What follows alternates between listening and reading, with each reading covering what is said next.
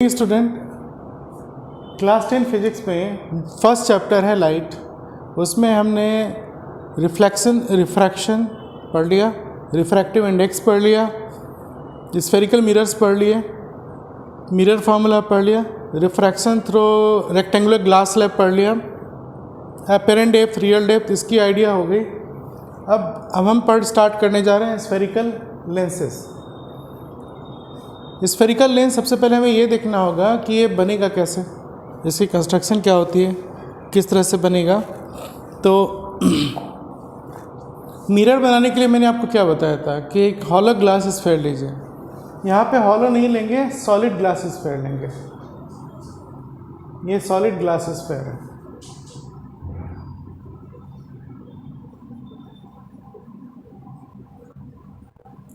अब इस solid glass sphere को कट करो। मान लो मैं इसे कट कर रहा हूँ इस तरह,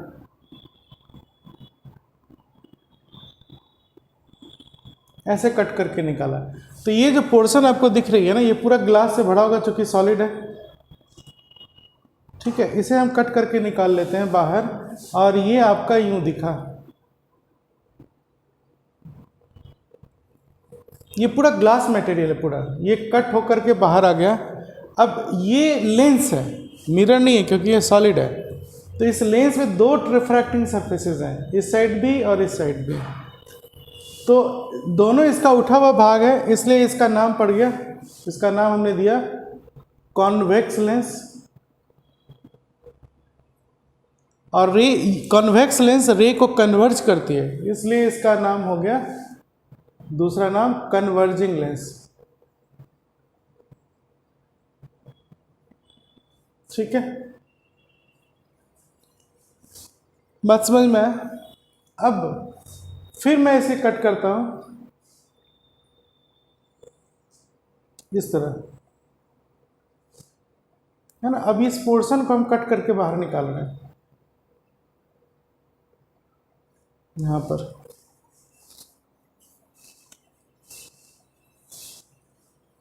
तो ये कैसा दिखेगा आपको?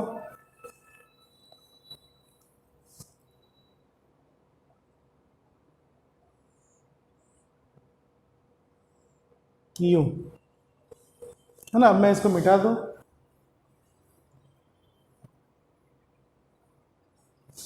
इस लेंस का नाम हो गया कॉनकेव लेंस, क्योंकि इसके दोनों रिफ्रैक्टिंग सरफेसेस वाले जो साइड हैं वो केव की तरफ जा रही है। इधर से भी केव है, इधर से भी केव है।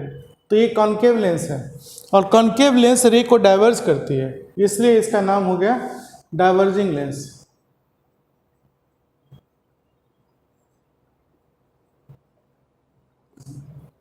ठीक है,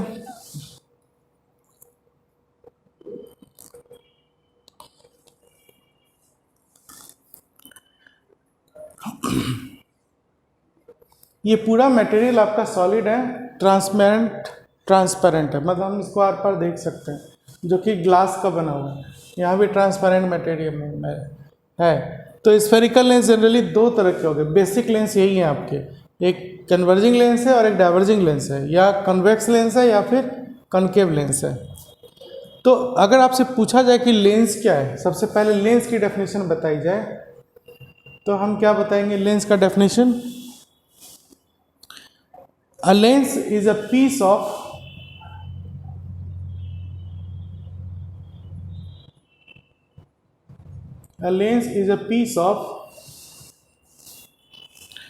transparent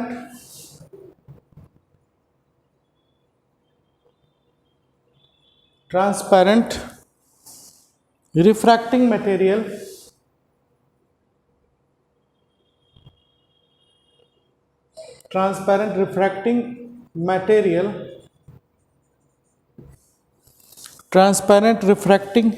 material bounded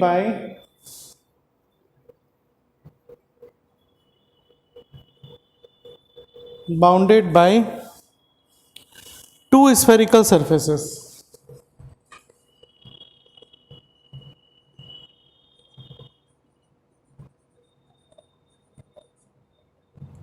ये स्फेरिकल रिफ्रैक्टिंग सरफेसेस है। अब जरूरी नहीं है कि दो ही हो, एक भी हो सकता है, हम एक जगह पॉलिश भी कर सकते हैं। तो एक पॉलिश कर दो, एक रिफ्रैक्टिंग है, तब भी वो लेंस ही है। तो a lens is a piece of trans, ये बेसिक लेंस है दो मैंने आपको बताया। अभी मैं बताऊंगा और कितने लेंस हो सकते हैं। तो पहली तो बात है कि एक कॉन्वेक्स लेंस है और एक कॉन्केव लेंस है। ये स्फेरिकल ग्लास के बने हुए हैं, रिफ्रैक्टिंग मटेरियल है, रे को रिफ्रैक्ट कर सकती है। अब अभी दोनों में दो रिफ्रैक्टिंग सरफेसेस हैं, लेफ्ट साइड भी राइट साइड भी। ठीक है, तो हमने डेफिनेशन क्या दिया? A lens is a piece of transparent refracting material bounded by two spherical surfaces. अब अगर एक सरफेस इसका पॉलिश कर दो तब भी ये लेंस ही रहेगा। तो जरूरी नहीं है कि दो रिफ्रैक्टिंग सरफेसेस हो, एक रिफ्रैक्टिंग सरफेसेस है, सॉलिड है और रिफ्रैक्टिंग है, ट्रांसपेरेंट है, तो हम उसे लेंस कह सकते हैं। ठीक है, बाय टू स्फेरिकल सरफेसेस और one spherical surface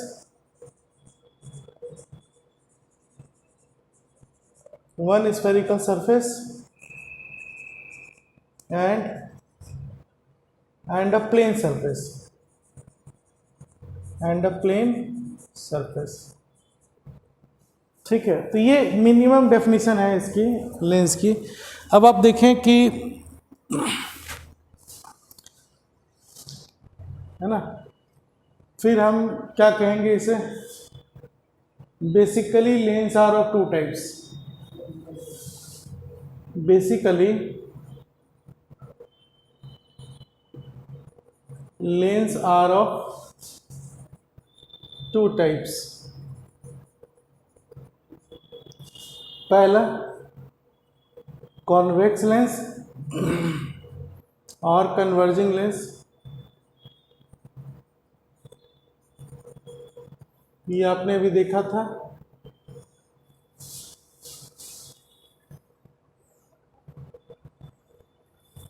lens thin होना बहुत ज़रूरी है। ये जो लेंस है इसकी रिफ्रैक्टिंग सरफेसेस, जो दो बाउंडेड सरफेस है, ये थिन होना चाहिए। थिक होगा तो ये प्रिज्म की तरह बिहेव करेगा, तो हमें एक्सपेरिमेंट करने में फिर प्रॉब्लम आएगी। तो लेंस का थिन होना ज़रूरी है एक्सपेरिमेंट करने के लिए। दूसरा है आपका कॉनकेव लेंस और डाइवर्जिंग लेंस।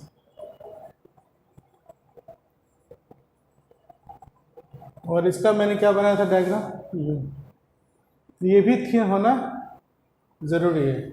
अभी इसमें क्या है? रिफ्रैक्टिंग मटेरियल है, ट्रांसपेरेंट मटेरियल है, दो रिफ्रैक्टिंग सरफेसेस हैं। ठीक, अब ये दो बेसिक स्ट्रक्चर है लेंस के। कुछ और लेंस क्या हो सकते हैं आपके?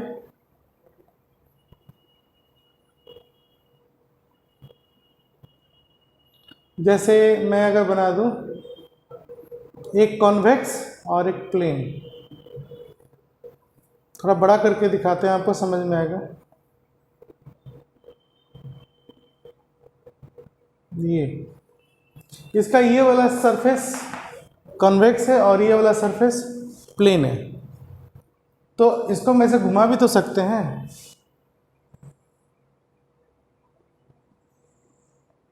है ना, इसका नाम क्या पड़ जाएगा? Plano convex lens.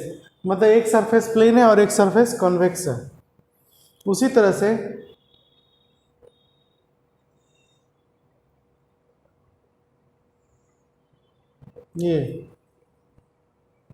ये हो या फिर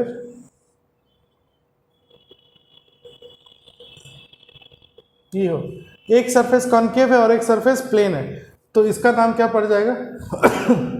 प्लेनो कॉन्केव लेंस। ठीक है, और भी नेम हो सकते हैं इसके। जैसे अगर मैं और बताऊं और कितने तरह के लेंस होंगे तो आप देखो,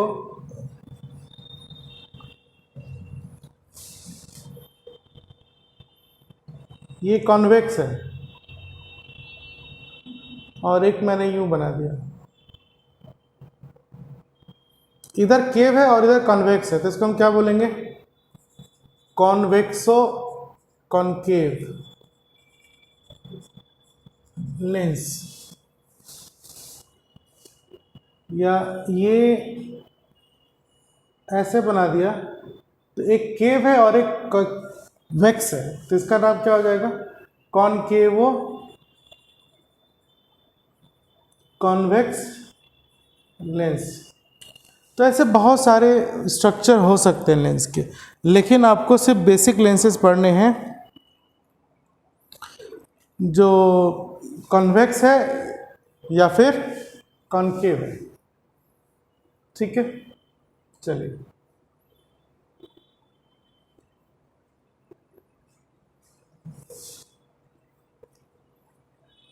लेंस का यूज क्या होता है?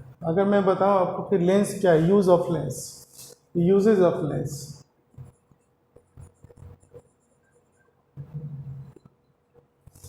Usage of lens, it is the most important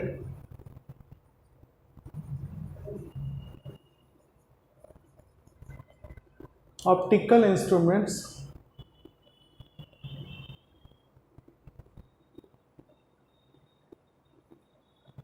it is the most important optical instrument or component, optical component that is used in optical instrument. So a lens is the most important optical component used in microscopes,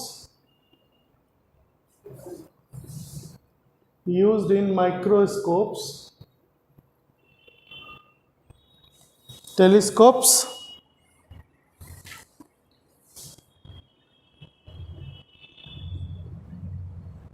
camera, projectors, etc. ठीक है, इसको note कीजिए।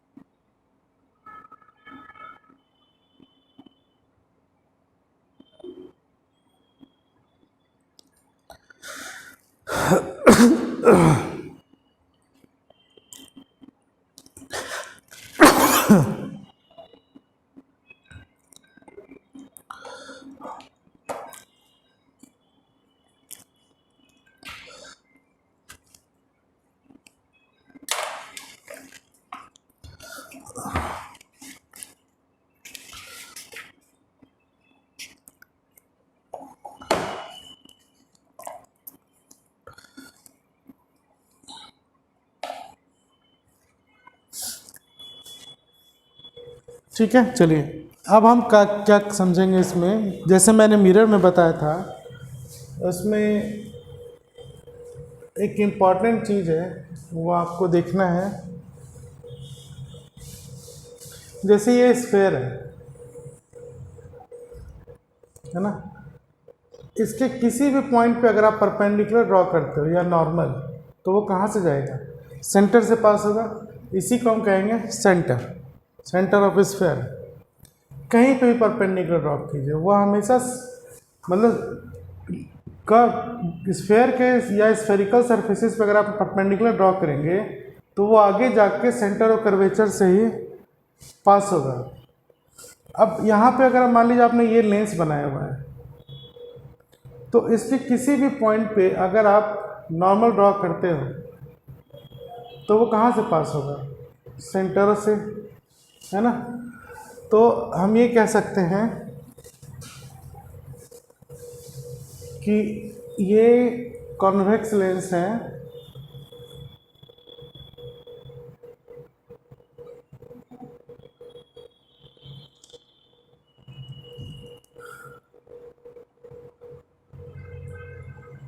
ये principal axis हो जाएगी अगर आप इस पर नॉर्मल ड्रॉ करोगे, और यहाँ पे अगर आप एक नॉर्मल ड्रॉ करते हो यूँ,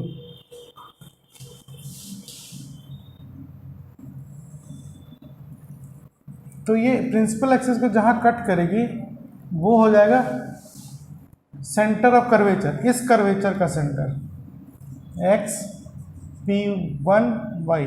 तो एक लेंस में दो कर्वेचर हैं, refracting curvature x p one y इधर वाला, तो इस पर अगर आप एक नॉर्मल ड्रॉ करोगे तो वो कहाँ जाकर मिलेगा, सेंटर ऑफ कर्वेचर से।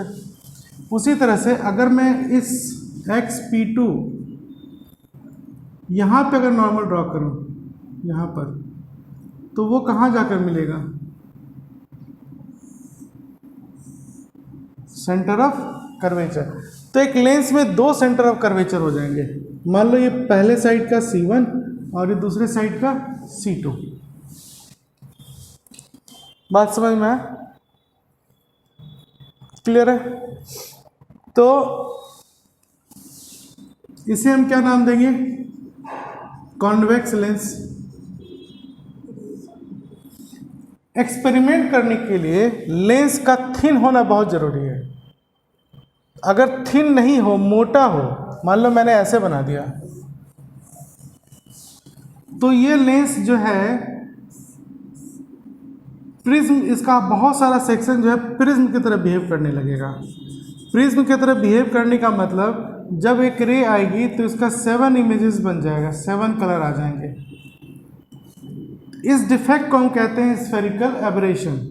तो इससे बचने के लिए लेंस को थिन बनाया जाता है। थिन बनाएंगे तो स्फेरिकल एबरेशन नहीं होगा, एक शार्प ऑब्जेक्ट का शार्प इमेज मिलेगा, मुझे सिंगल इमेज मिलेगा। ठीक है, तो लेंस थिन होना चाहिए, लेंस शुड बी थिन।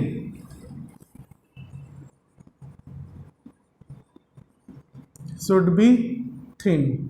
और जब आप थिन करेंगे, पतला होगा, तो ये P1 और P2 काफ़ी क्लोज हो जाएंगे। जैसे ये P1 P2 काफ़ी क्लोज होगा तो इन दो लेंस का जो सेंटर है, इसको मान लो मैंने लिख दिया C, तो C क्या हो गया आपका, optical centre of lens.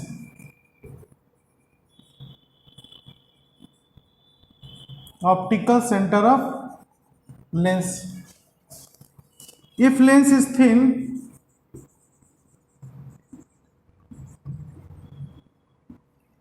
then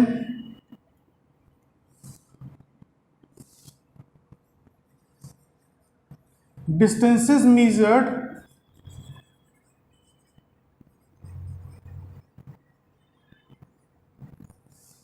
from P1 and P2 is equivalent to distances measured from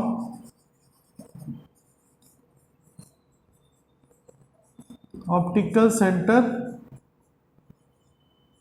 C। कहने का मतलब ये है कि अगर लेंस थिन होगी तो P1 P2 काफ़ी क्लोज होगा, ये ऑप्टिकल सेंटर के काफ़ी करीब आ जाएगा। तो अब जो डिस्टेंस हम P1 से मेज़र करेंगे वो डिस्टेंस C से मेज़र किए हुए डिस्टेंस के बराबर होगा। ठीक है, क्योंकि काफ़ी थिन है। उसी तरह से जो डिस्टेंस हम P2 से मेज़र करेंगे वो C से मेज़र किए डिस्टेंस के बराबर होगा।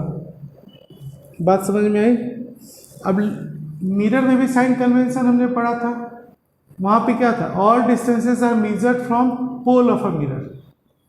लेकिन लेंस के केस में क्या है, साइन कन्वेंशन क्या है आपका, all distances are measured from optical centre of lens.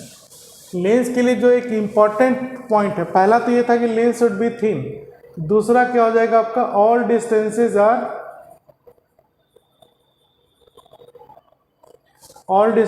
Are measured from optical center of lens। Optical centre of lens हम यहां से ही मेजर करेंगे, C से, है ना। कहने का मतलब अगर आप P1 C1 मेजर कर रहे हो, है ना, इस तरफ, तो ये क्या है P1 C1, ये XP1Y का रेडियस है, और इसको हमने लिख सकते हैं R1, है ना।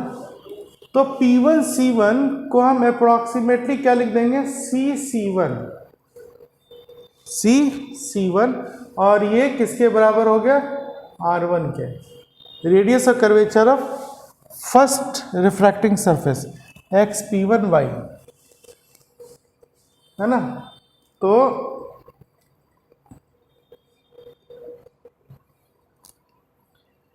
R1 is radius of curvature of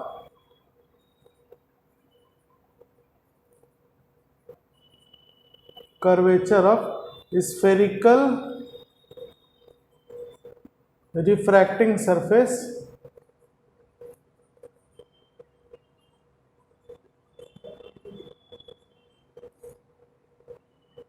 XP1Y। तो लेंस में क्या था, lens is bounded by 2 spherical refracting surfaces, है ना, और लेंस थिन होनी चाहिए। फिर दूसरा इंपॉर्टेंट बात क्या है, all distances must be measured from optical centre, क्योंकि थिन है, तो जो P1 C1 होगा वही आपका C1 हो जाएगा। मतलब हम यहाँ से डिस्टेंस मेजर नहीं करेंगे, यहाँ से करेंगे C से। आपको समझ में आ गया क्यों ऐसा होता है, और ये R1 हो जाएगा। उसी तरह से लेंस में दूसरा रिफ्रैक्टिंग सरफेस है आपका XP2Y, है ना। तो अगर मैं P2 C2 लूँ, है ना, XP2Y का, तो ये क्या हो जाएगा, radius of curvature of second refracting surfaces. तो हम क्या लिखेंगे, P2 C2 is equal to C2, है ना। हम P2 से डिस्टेंस मेजर नहीं करेंगे क्योंकि लेंस थिन है, और फिर ये क्या हो जाएगा आपका R2, और R2 क्या आपका, radius of curvature spherical refracting surface XP2Y।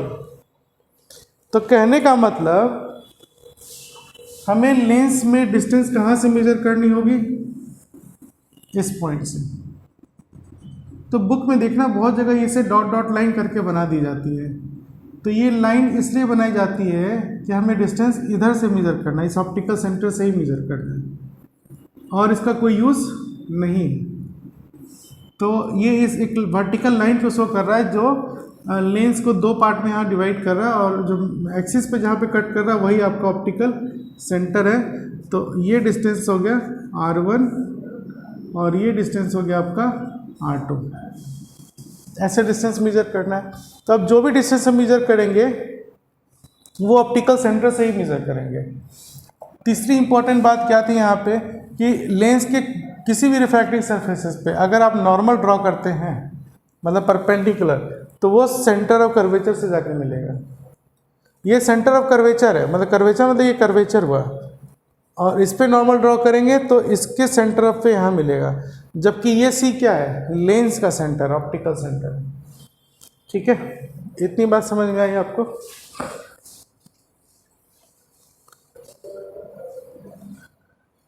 और भी चीज़ें जैसे जैसे हम पढ़ेंगे आगे लेंस के बारे में वो समझेंगे। पहले मैं साइन कन्वेंशन बता दूं आपको। दूसरा साइन कन्वेंशन क्या है, वो मिरर की तरह ही है कि distances measured along the direction of incident ray is taken as positive.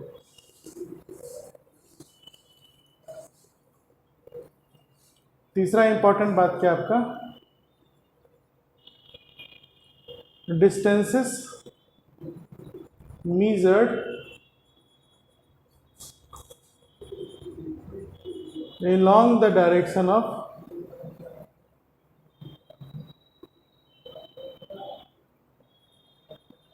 incident ray is taken as positive। मतलब इंसिडेंट रे के डायरेक्शन में जो डिस्टेंस मेजर करेंगे वो पॉजिटिव होगा। मतलब इसको समझने वाली 2 बातें हैं यहाँ पर। अगर मैं इसको हटा दूँ तो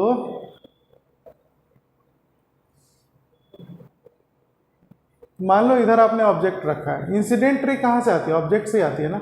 मान लीजिए ये ऑब्जेक्ट है ए बी, तो इससे एक पैरेलल रे आएगी ऐसे, है ना। तो ये रे को हम सीधा उठा के यहाँ तक ले गए, इस सरफेस और इस सरफेस को इग्नोर कर दिए, क्योंकि हमने लेंस को थिन माना हुआ है। अभी आपके 10 तक, जब आप 12th में जाएंगे तो इसको यहाँ ही रोक सकते हैं हम, तो वो दूसरा चीज़ है, वहाँ 12th में पढ़ना है।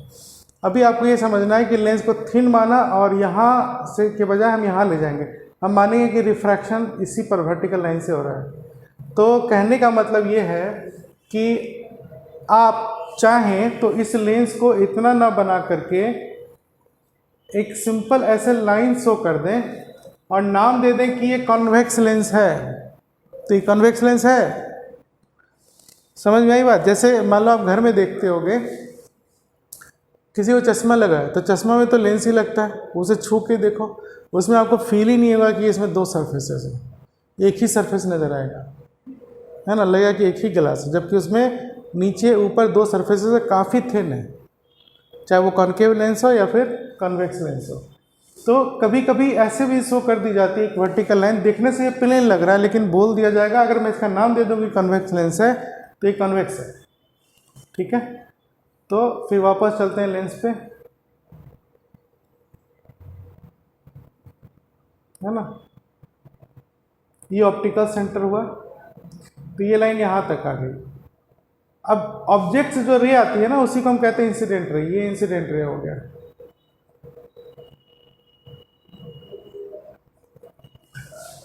अब दूसरा जो आपने पढ़ रखा है कि डिस्टेंस हमें कहाँ से मेजर करना है, इस ऑप्टिकल सेंटर से, ठीक है। अब मान लीजिए इमेज इसका कहीं पे यहाँ बन रहा है, थोड़ी देर के लिए मान लो, ये हम पढ़ेंगे बाद में इमेज डिस्टेंस, ये ए डैश बी डैश है, ठीक है, कुछ ऐसे जा रहा है रे, ये रिफ्रैक्ट हो गया रे, रफ बता रहा हूँ आपको। तो आप दो डिस्टेंस मेजर कर रहे हो, एक ऑब्जेक्ट डिस्टेंस इधर का और एक इमेज डिस्टेंस इधर का। तो जो भी डिस्टेंसेस मेजर की जाएगी और प्रिंसिपल एक्सिस पे, वो ऑप्टिकल सेंटर से की जाएगी, मतलब इधर से हम ऐसे जाएंगे जैसे मिरर में जाते थे, ये ऑब्जेक्ट डिस्टेंस u हो गया और ये इमेज डिस्टेंस v हो गया, है ना। तो एक हम इधर आए और एक उधर गए। तो अब आप ये देखो कि कन्वेंशन क्या है आपका, distance measured along the direction of incident ray is taken as positive. तो इंसिडेंट रे के डायरेक्शन में v है, तो v पॉजिटिव हुआ, और इसके अपोजिट हम गए ऑब्जेक्ट डिस्टेंस मेजर करने के लिए, तो ये नेगेटिव हो गया, याद रहेगा। तो उसी तरह से R1 भी आपका यहाँ नेगेटिव हो गया और इधर R2 क्या हो जाएगा आपका, पॉजिटिव हो जाएगा, ठीक है। ये साइन कन्वेंशन है।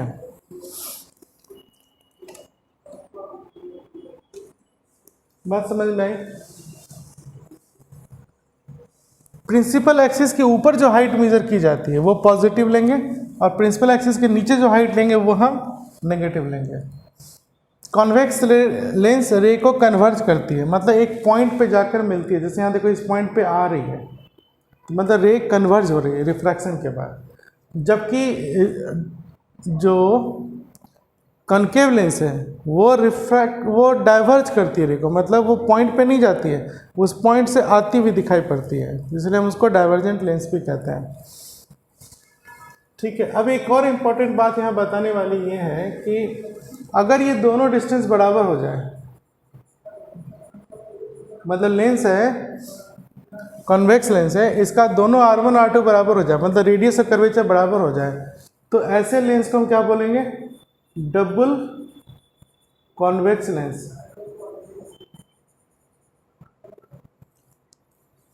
है ना। दोनों डिस्टेंस बराबर हो गया, मान लो R हो गया, मतलब लेंस में दो रिफ्रैक्ट कर्वेचर होंगे, एक R1 R2, और अगर ये दोनों बराबर हो गए तो हम इसको बोलेंगे डबल कन्वेक्स लेंस है। कोई डाउट नहीं? उसी तरह से कनकेव लेंस में भी अगर मैं उसका डायग्राम बनाऊं, और अगर रेडियस R1 R2 बराबर नहीं है तो आप सिंपल कन्वेक्स लेंस बोल दो, कोई दिक्कत नहीं है।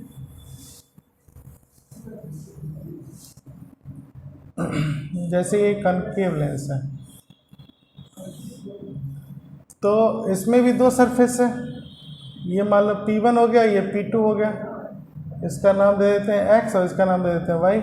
तो x P1y का सेंटर ऑफ कर्वेचर इधर होगा C1, x P2y का इधर होगा C2 मान लो, है ना। ये दोनों पॉइंट कैसे आते हैं, इस पॉइंट पे नॉर्मल ड्रॉ करोगे तो इस पे मिलेगा, इधर नॉर्मल ड्रॉ करोगे तो इधर मिलेगा। तो स्फेरिकल सरफेस पे कहीं भी नॉर्मल ड्रॉ करेंगे वो सेंटर ऑफ कर्वेचर पे ही जाकर मिलेगा। अब ये P1 P2 जो है थिन है, लेंस आपको थिन लेना ही लेना है। तो जैसे ही थिन होगा तो P1 P2 इस ऑप्टिकल सेंटर के नज़दीक हो जाएगा।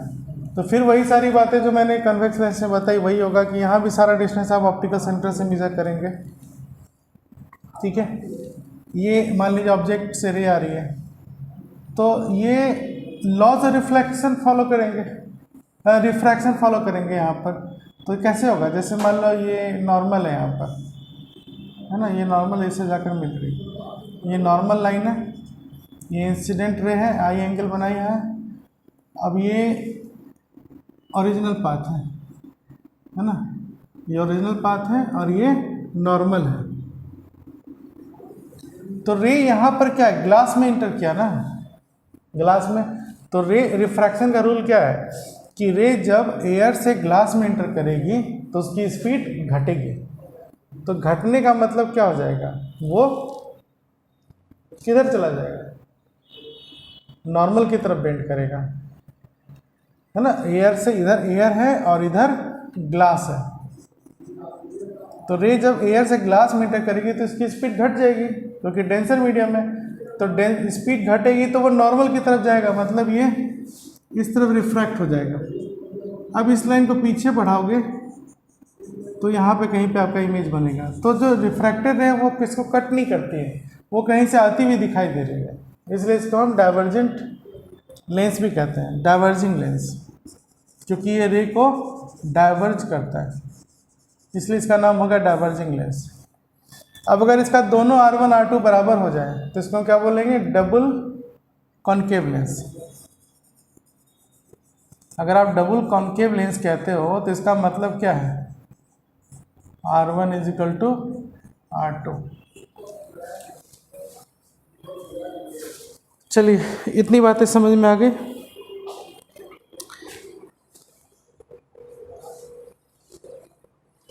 एक बार फिर से मैं नेमिंग का बता दूं। नेमिंग में एक स्ट्रक्चर फॉलो किया जाता है कि हमें किस तरह से उसे लेके चलना है।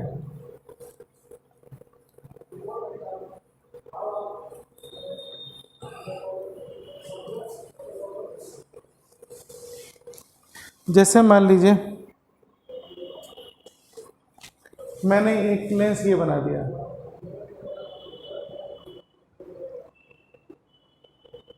ये प्लेन है और ये कॉन्वेक्स सरफेस है, तो इसका नाम क्या हो जाए, जो पहला आपको दिखेगा वही नाम फॉलो करना है। तो इसका हम नाम कह देंगे प्लेनो कॉन्वेक्स लेंस। ठीक है, फिर अगर मैं यहाँ पर ऐसे कर दूँ कॉनकेव और ऐसे, और ये थिन है, तो इधर वाला तो केव साइड है, तो पहले का नाम लेंगे तो इसका नाम हो जाएगा कॉनकेवो कॉन्वेक्स लेंस,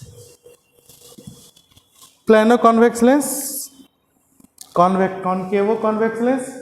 और अगर ये आपका कॉन्वेक्स लेंस है, दोनों कॉन्वेक्स है तो कॉन्वेक्स लेंस कह रहे हैं।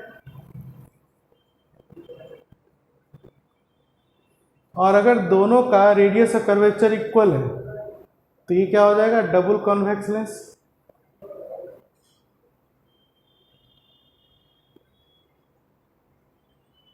और यहाँ पर क्या होगा, कॉन्वेक्स लेंस मतलब R1 = R2। यहाँ भी रेडियस ऑफ कर्वेचर इक्वल नहीं होगा। ठीक है, इसी तरह से आप कॉनकेव लेंस का भी नेमिंग कर सकते हैं, है ना। अगर मैं यहाँ पर ये कॉन्वेक्स वाला सरफेस को हटाकर ऐसे बना दूँ तो इसका नाम क्या हो जाएगा, प्लेनो कॉनकेव लेंस।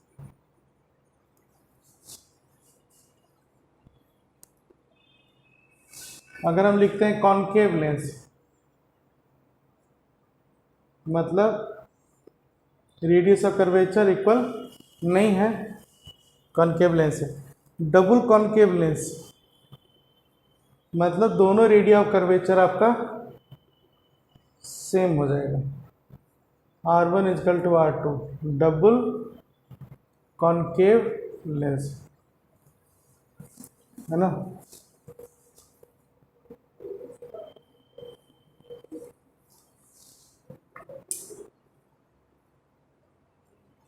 इसमें तो दोनों दिख रहा है आपको, कॉनकेव भी है कॉन्वेक्स भी है। इसको उल्टा कर दें तो ऐसे आ जाएगा,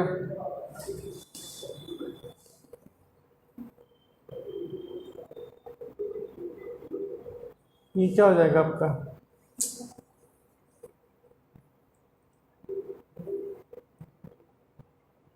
पहला कॉन्वेक्स हो गया दूसरा कॉनकेव हो गया, तो ये हो जाएगा कॉन्वेक्सो कॉनकेव। इसमें रेडियस ऑफ कर्वेचर इक्वल नहीं होगी। इस तरह से बहुत सारे नेमिंग करेंगे। नेमिंग करने के लिए आपको पहला सरफेस पे ध्यान देना जरूरी है, ठीक है।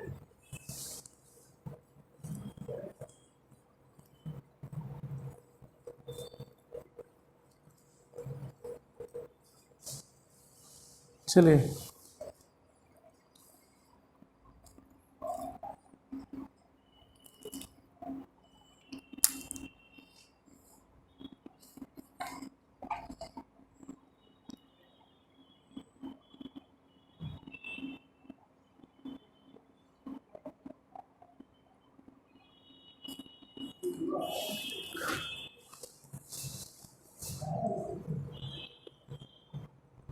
रे डायग्राम का कुछ हम इंपॉर्टेंट लाइन समझते हैं। जैसे ये कॉन्वेक्स लेंस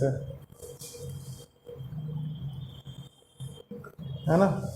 अब इसके ऑप्टिकल सेंटर से अगर कोई लाइन जा रही है, जैसे यही जा रही है, तो ये जा रही है तो नॉर्मली जा रही है, तो नॉर्मली ये निकल जाएगी, इसके पास में कोई डेविएशन नहीं होगा, है ना। तो ऑप्टिकल सेंटर से अगर कोई रे जाएगी तो उसमें डेविएशन नहीं होगा, वो सीधा निकल जाएगी। तो ऐसे आई और ये रे ऐसे ही जाएगी, और इसको हम क्या बोलेंगे, रे कन्वर्ज हो रही है। मतलब ऑप्टिकल सेंटर से जाने वाली रे कभी भी उसके पाथ में डेविएशन नहीं होगा। ये एक्सपेरिमेंट से देखा गया है, पहली चीज़, है ना। तो एक कॉन्वेक्स लेंस का देखो, दोनों एरो एक ही डायरेक्शन में, सीधा वो रिफ्रैक्ट हो गया। अब अगर मैं एक कॉन्केव लेंस बना दूं, ये थिन होगा, समझने के लिए हमने थोड़ा सा मोटा कर दिया। एक तो नॉर्मल से जो रे गई वो ऐसे गई, लेकिन ये रे हम यहाँ पर ऐसे नहीं बना सकते। ऐसे बनाने का मतलब हो गया कि ये कन्वर्ज हो रहा है, जबकि गलत हो जाएगा। तो हमें यहाँ पे क्या करना होगा कि ये इधर से आता हुआ दिखाई देगा, ऐसे ही जाएगा, मतलब ऐसे आ रहा है, एक दूसरे के अपोजिट, मतलब ये डाइवर्ज हो गया। इसको हम क्या बोलेंगे, ये पॉइंट से बाहर जा रही है और ये पॉइंट पे जा रही है, तो ये कन्वर्ज हुआ, ठीक है। फिर अगर कोई रे ऑप्टिकल सेंटर से ऐसे गई, है ना, तो रे यहाँ पे हम ऐसे एरो शो करेंगे और यहाँ पर ऐसे एरो शो करेंगे। तो ऑप्टिकल सेंटर से जाने वाली रे में कोई पाथ में डेविएशन नहीं होगा। कॉनकेव लेंस बेसिकली आपका डाइवर्जेंट रेस होता है, ठीक है।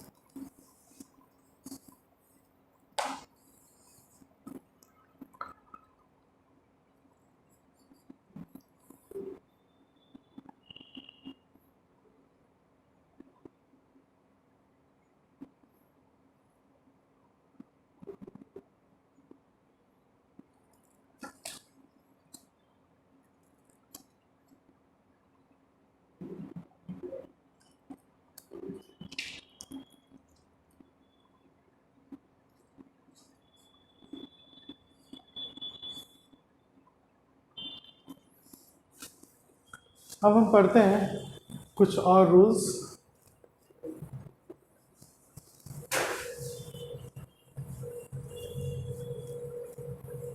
सेकेंड रूल क्या है आपका,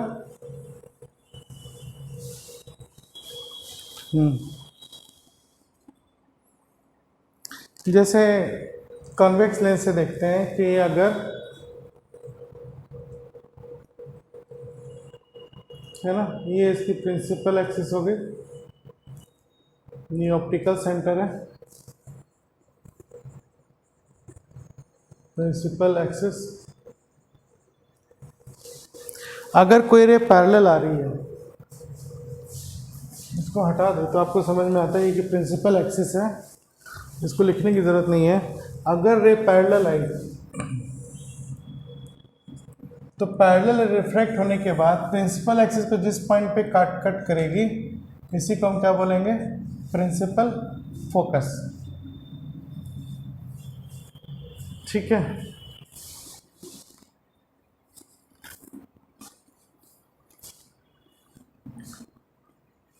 ना। पैरेलल रे, अब इसी में एक और रूल आप ये समझ लीजिए, जैसे मान लो यहाँ पर इसका फोकस है,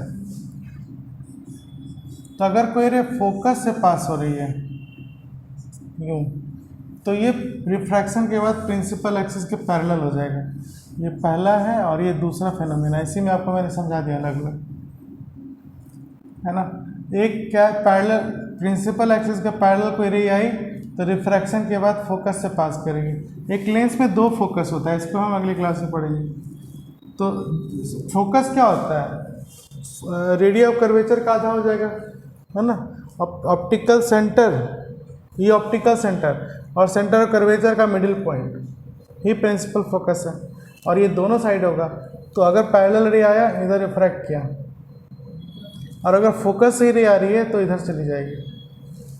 समझ में आई बात। या फिर अगर मैं इधर से दिखाऊं आपको दूसरा रे, ऐसे दिखाऊं कि एक रे ऐसे आ रही है फोकस से, इधर से, अब इंसिडेंट रे इधर से आ रही है, तो ये ऐसे रिफ्रैक्ट कर जाएगा। ठीक है, बुक में है आपका, इसको आप वहाँ से प्रैक्टिस करेंगे स्केल बनाते हुए, स्केल से यूज़ करके समझेंगे क्या है।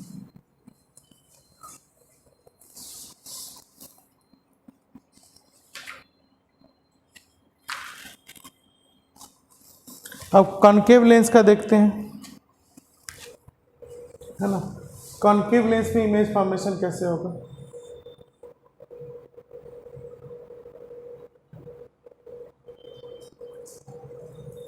ये प्रिंसिपल एक्सिस हो गया, ये इसका ऑप्टिकल सेंटर है।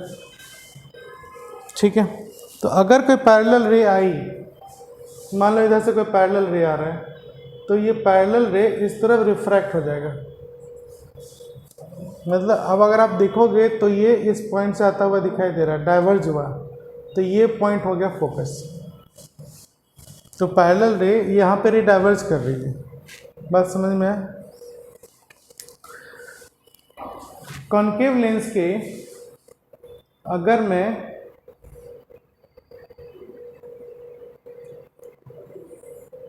इस सेंटर से भी पास करूं कोई रे को, तो इसमें कोई डेविएशन नहीं होगा, बस ये ऐसे पास हो जाएगा। आपको समझ में, आप बता चुका हूं पहले।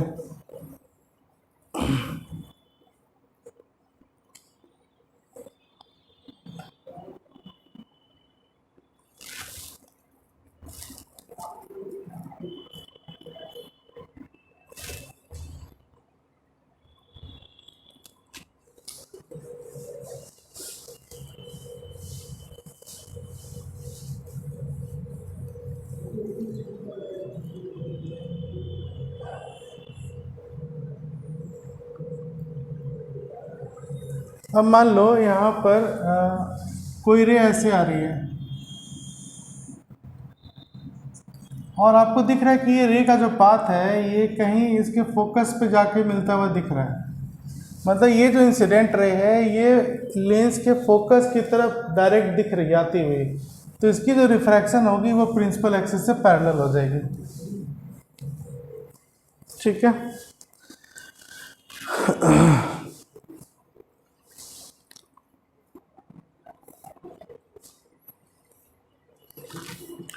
तो ये सब आपने पढ़ा आज, रूल्स फॉर डायग्राम्स और स्फेरिकल मिरर्स। कहाँ पे इसके बेसिक कंसेप्ट क्या है, नॉर्मल वगैरह क्या होता है। अब अगली क्लास में हम इसका इमेज फॉर्मेशन पढ़ेंगे कि ये इमेज किस तरह बनाता है। ठीक है। Thank you.